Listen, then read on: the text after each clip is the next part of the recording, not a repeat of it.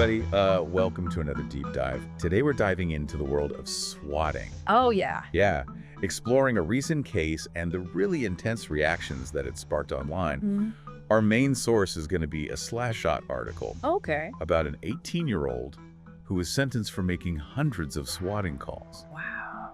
But what makes this deep dive so interesting is that we're going to be looking at the comments section, Oh, cool. which is a total goldmine of different perspectives. Yeah, that's always a good place to go to get the pulse of the people. Yeah, exactly. So let's start by laying out the facts of the case. Sure. So we're talking about Alan W. Fillion, an 18-year-old from Lancaster, California. Okay. This guy made over 375 swatting calls. Oh, wow. That's a lot. Yeah, it's unbelievable, targeting everything from religious institutions and schools Yeah. to universities and even people's homes all over the country. Wow. And so these weren't just like harmless pranks? Oh, no. These calls often led to huge police deployments. Sometimes even resulting in officers entering homes Oh, my God. with weapons drawn and detaining innocent people. That's terrifying. Imagine just being at home Yeah. and suddenly like being dragged out of your home in handcuffs because someone decided to make this fake call. Yeah, you would have no idea what's going on. No idea. What's even crazier is that Fillion was bragging about all this on social media. Really? Yeah, describing how victims were being pulled from their homes and the chaos that he was causing. Jeez. He even turned swatting into a business. A business? Yeah, advertising his services online. That's mind-boggling that someone could find this entertaining, I know. let alone profitable. Yeah. This speaks to a disturbing disconnect between the online world and the very real consequences. So, right, and it raises so many questions about responsibility. Sure. Both on the part of individuals like Fillion and these platforms that allow this kind of activity to just flourish. Mm-hmm. So in January of 2024, Fillion was arrested and extradited to Florida. He ended up pleading guilty to 4 swatting cases, Okay. including one involving a threat to a mosque and another targeting a historically black college. Wow. Ultimately, he was sentenced to 4 years in prison. And this is where the Slashdot comment section gets really heated. Oh, yeah. Some people are outraged, saying 4 years is a slap on the wrist for the potential harm. Right, and especially considering that he was targeting vulnerable groups. Yeah, some are even saying that swatting should be treated as attempted murder Wow. or even terrorism. Yeah, I was surprised by how many commenters felt that the sentence was just too lenient.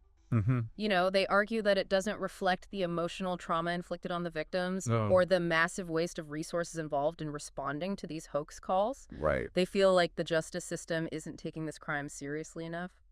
That's understandable, Mm-hmm. but it's also important to remember that Fillion was just 18 years old when he committed these crimes. Yeah, that's true. So there's a debate about whether the sentence is appropriate, considering his age and the potential for rehabilitation. That's a good point. It's a really complex issue with no easy answers. Right. And there are other layers to this, too. Oh, yeah. Like some commenters are questioning why social media platforms haven't done more to crack down on these swatting for hire services. Interesting. They're saying that if someone is openly advertising illegal activities like this, Yeah. that the platforms have a responsibility to shut them down. Absolutely. Mm-hmm. This raises all kinds of questions about the role of technology and the responsibility of these companies Right. to prevent their platforms from being used for harmful purposes. Exactly. And it's not just about social media. We also need to consider the role of law enforcement. Like, some commenters are arguing if Fillion was bragging about his swatting exploits online, Yeah. why wasn't he caught sooner? Yeah, that's a great question.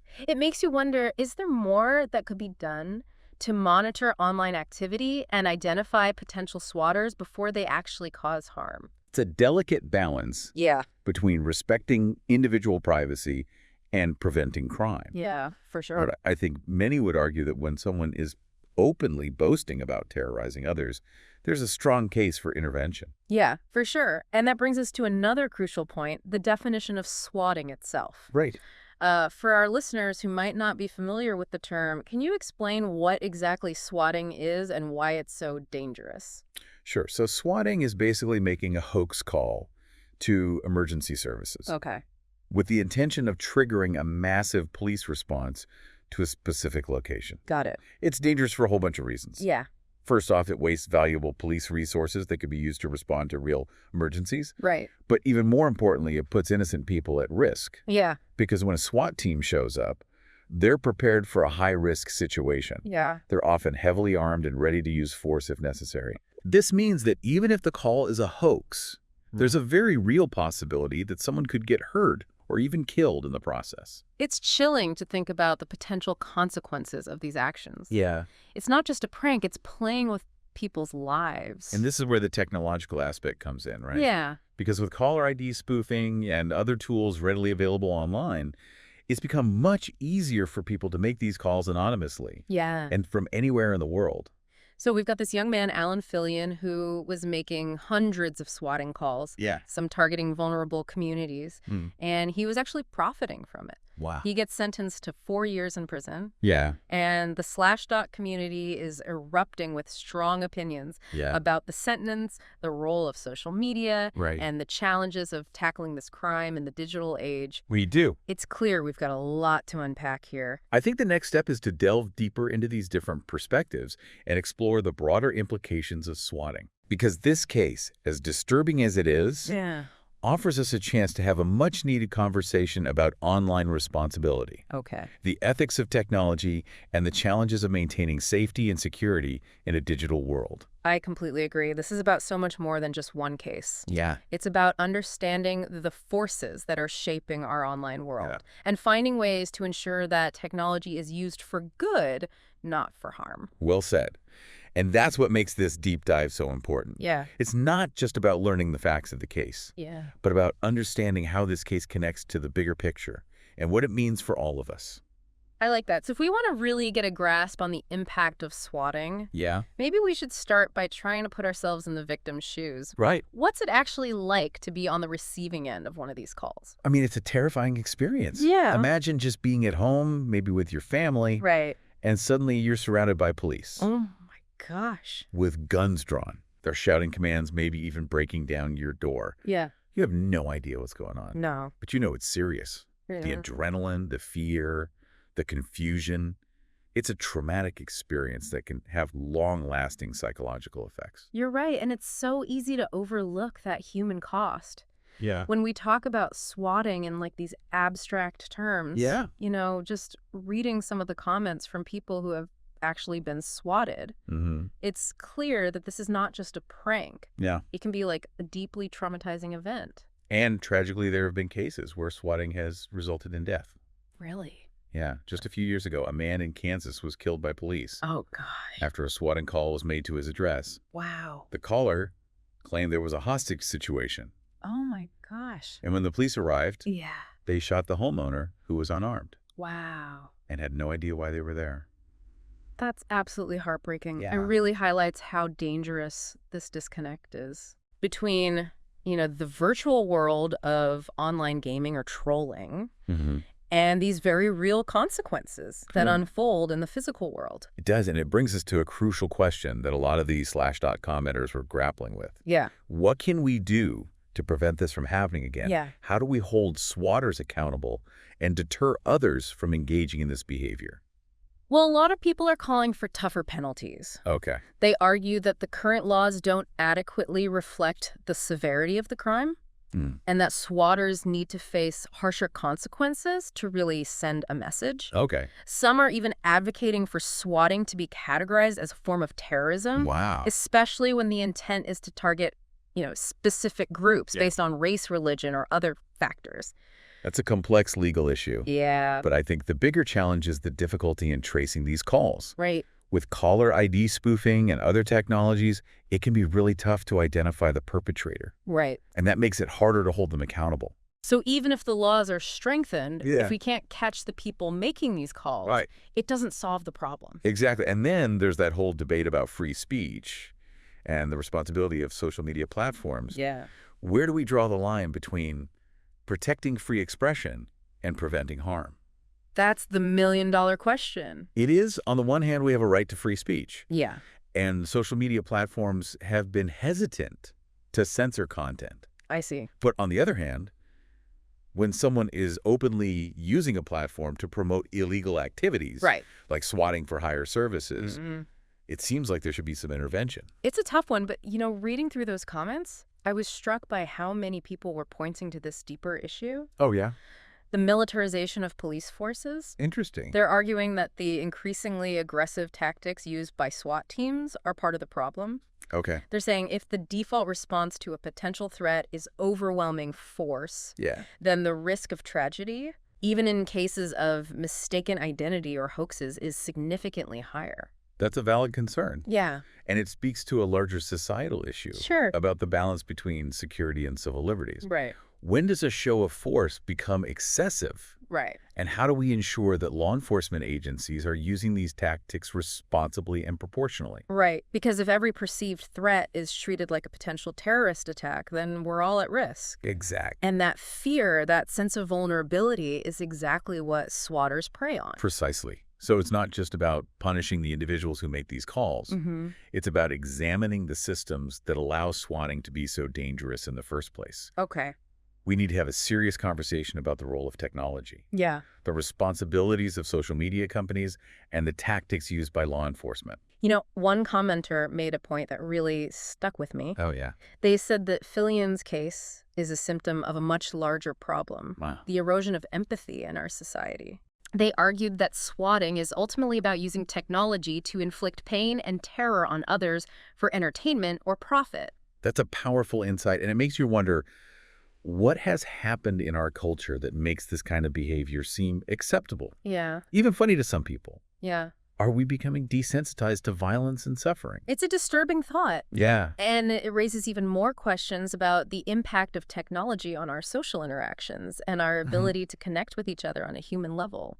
And that's what makes this deep dive so fascinating, isn't it? Yeah. We're not just talking about a crime. Yeah. We're talking about a reflection of who we are as a society All right. and the challenges we face in navigating this increasingly digital world. I absolutely agree. This is about so much more than just one case. It's about understanding the forces that are shaping our world and finding ways to build a more just compassionate and humane society. Right.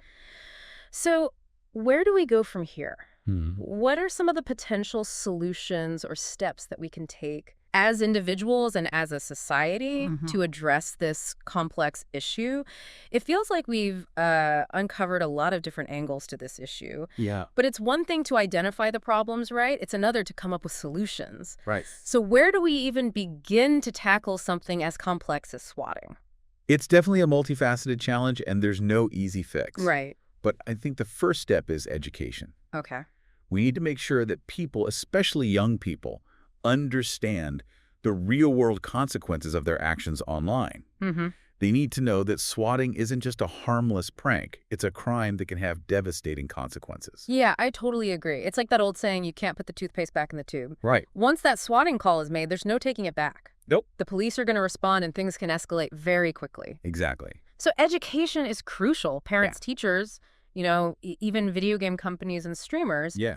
Everyone needs to be involved in raising awareness about the dangers of this. Absolutely. Yeah. And alongside education, we need to look at the technological side of things. Okay. We need to find ways to make it harder for swatters to spoof their caller ID and remain anonymous. Right. That might involve working with telecommunications companies to develop better verification systems or exploring new technologies that make it easier to trace these calls. It's like we're in a constant arms race with technology, isn't it? It really is. As soon as we develop safeguards against one type of cybercrime, another one pops up.